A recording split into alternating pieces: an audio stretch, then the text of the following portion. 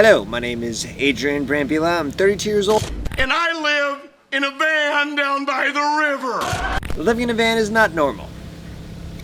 I get a lot of questions, especially on TikTok, over almost 800,000 followers, millions and millions of views every single week, and thousands of comments every single day. I have come to understand what are the top 10 questions I get about living in a van. I'm here to set the record straight. My top 10 most frequently asked questions of van life.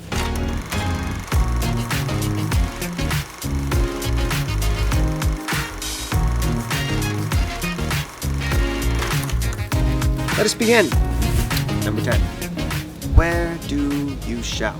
We have a shower right here in the van. Now, not all van lifers have showers. I've seen quite a few different things of setups where some people even put a bucket outside with a little bit of solar panels and it heats it up and they pretty much dump the bucket on them. Some people, they like showering at Love's, a gas station, or truck stops. We do a lot of campgrounds and there's showers there, but for us, it is, I think, a sort of peacefulness and privacy to just have our own shower in the van. And so we have one. I think I keep getting this question because when you first take a look at the van, you easily skip the shower because there's that slide door. But behind the slide door, you have it, a shower. Moving on. Number 9. Where do you park? This is the point of van life, to park anywhere, everywhere. We've parked all across the country: Key West, Florida, Sedona, Nevada, New Mexico, you name it, we will park there. Now, I'm guessing this question people ask that they want to know, like, where? Are we parking like in random neighborhoods? No, we're in beautiful, beautiful lands, campgrounds, which usually cost, but if you have never heard of this, there's this thing called BLM land, which stands for Bureau of Land Management. Basically, government-owned land, which you can park at. These government lands don't sound as sketchy as you may hear if you've never heard this before. They're actually amazing. Beautiful mountain views, rivers, lakes, forests, in the wilderness. And if you're fully sustainable, meaning you can go off-grid, that's where most people park. They don't usually do the campgrounds that we do. I guess you could say we're glamping it a little bit because one thing that campgrounds offer when you park there typically are bathroom, shower, electricity, plug-in. We have solar, but sometimes it's nice to kind of run the heater if it's cold. But BLM land, beautiful. What's the catch, you may be wondering, with parking in this free government conspiracy land? Well, you're out in the wild. Typically, there's not paved roads; it's dirt. If this weirds you out that there might be another person parked there, you don't want to park next to them, but there's other people there. Sometimes you can get lucky and find a place all by yourself, but that may weird you out. Like, who are these people? Who else here is parking in this free land? Is a serial killer here? Well, I always think those are the questions you should ask anywhere you're at. I often think the people where there are I don't know, I'm going on a serial killer tangent. We may need to cut this. But hey, you may be living next to a serial killer right now.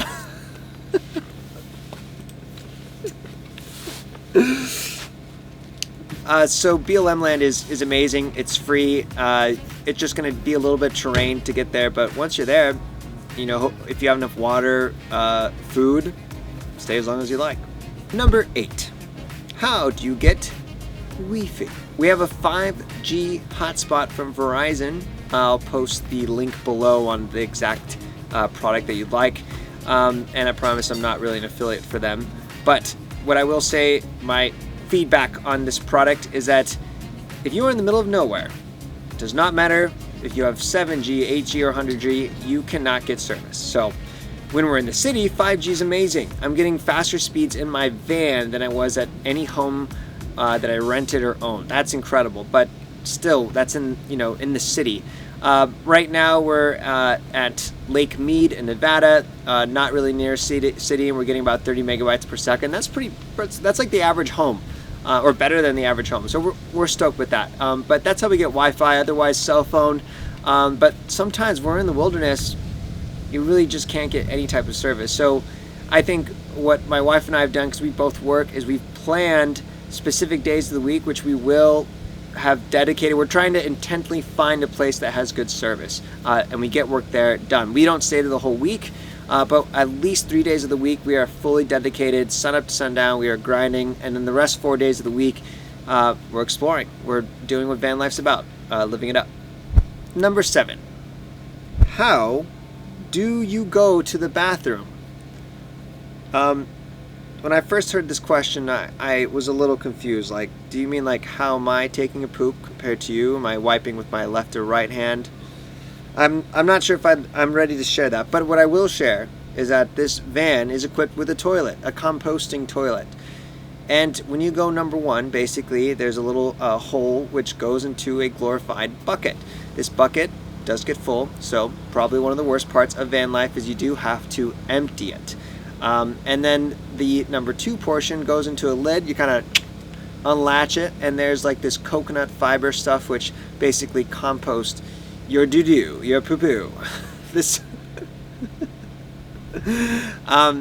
and over a time span of about 4 months, it turns into beautiful, beautiful fertilizer, and you put it out in the wilderness, I guess, or maybe specific places. The reason I don't know is because we have not gone number 2 yet in the van. Instead, we have opted for the wild. There's a couple things you need if you're going to go in the wilderness. 1, a dedicated poop shovel. You don't want to have a regular shovel that you may use for other goods or items or services. You want one that's just for number 2ing. Second, you need you need the right toilet paper. Toilet paper that is environmentally friendly. Yes. Toilet paper that is good for the ground, good for the birds. Anyways, you have your shovel and your toilet paper, and you dig a hole that's at least 6 inches deep, and you do your business. Newspaper optional, phone optional. When you go out in the wilderness, you're squatted real low, so like it goes, you know. Question number 6. How do you make dinero, money, moolah, ka-ching, bling bling? The short answer is I sell stuff online. The more complicated answer is a very diverse income stream, from selling physical products to services. I think I actually sell profitably over 300 different products online. I have this master system of running ads, and I'm sort of making a name for myself in the internet marketing world. If you want to learn more about that, check out this video or this video or this video, pretty much my entire channel, because I'm trying to help you guys if you want to learn how to make money online too. Number 5, what kind of food do you eat? Well, I'm a healthy growing boy, and a Mexican, which means I need tacos all the time. Besides tacos, we eat a lots of different type of stuff like burritos, tostadas, basically anything that's Mexican, tacos. But yeah, besides tacos, morning we're doing eggs, sweet potatoes. Lunch is a salad of some sort, and like chicken. And dinner, it depends if we're doing like over cast iron skillet or fire, which is my favorite new way of cooking. But we do have an induction stove, and it just depends on weather conditions and where we're at. But we eat very healthy. Actually, when I share my food bill with people, they're astonished. How are we spending $900 a month in food? People are like, I don't know. We eat, everything has to be organic, pasture raised, and then we eat like 1 meat or 2 meats a day. I probably could take that down a little bit. But I have proof of our bill. I'm not making this up. Here's a photo of it. Question number 4. Why did you get a van instead of an RV? This one's very simple, and I can't believe people miss it. This van drives like pretty much a large SUV. We can take it anywhere. We can be nimble, unplanned, go into parking lots, drive it as normal. You cannot do that in an RV. You have to be way more planned out. Most big RVs actually tow another car that they can now drive in.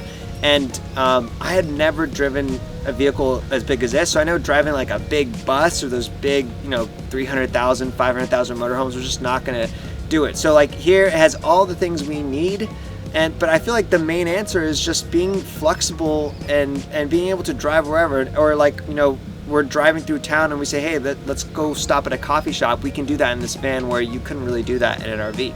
Question number 3. How much did our van cost? We bought this 2016 Sprinter with about 20,000 miles on it for $30,000. It's a Sprinter 170, and to get it fully remodeled and customized was a pretty penny. And if you want to know the entire breakdown of that, we literally go through every single element. You have to check out our full cost analysis breakdown right here. Question number 2. How do you get electricity?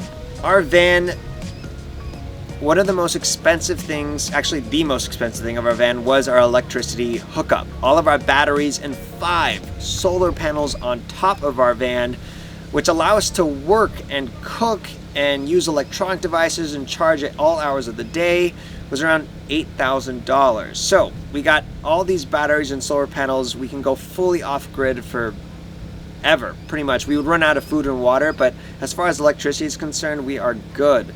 And that's how we wanted to. So that's why I invested so much into the electric infrastructure. Each solar panel brings in about 100 watts of energy. And at last, question number 1, my most frequently asked question of living in a van, which is, why? Why do you live in a van when you can afford a house? I have to shake my head at this question. This question means that you are basically judging a book by its cover. You're saying that by living in a van, it's somehow not as good as living in a house. And I would challenge you, now that I've lived in a van for basically half a year, to say, I imagine that living in a house, I used to live in a house, obviously, there's big differences. Each has its own pros and cons. I'll be fully honest, I can't live in a van forever. I don't want to live in a van forever, but every single day I've lived in a van so far has been incredible. A constant a sense of adventure and spontaneity and beauty. Like my eyes, like I wish every single moment of every beautiful thing I saw was recorded. Be the most amazing wildlife nature video. I've seen some amazing things that if I lived in a home, I just wouldn't. And the beautiful thing about having a home on wheels is that when a location gets boring, or when you want to just see something else or change the weather, you can just drive and go wherever you like. We've met incredible people on this road trip. We've made memories that will last forever, and I can actually say my relationship with my wife Ashley is the best it's ever been.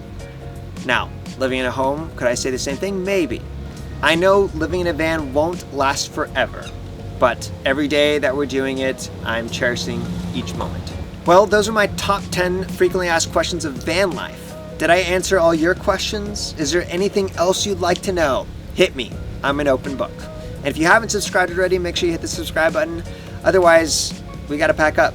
We're onwards to the next destination. This is Adrian. Peace and God bless.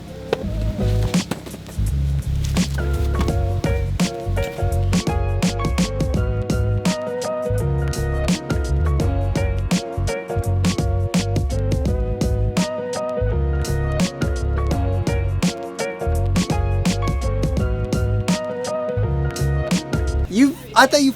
Wait, what? I'm not doing it for 3 days. Were you like afraid to poop in the wilderness and your stomach anxiety? I'm not the urge to. What about your diet?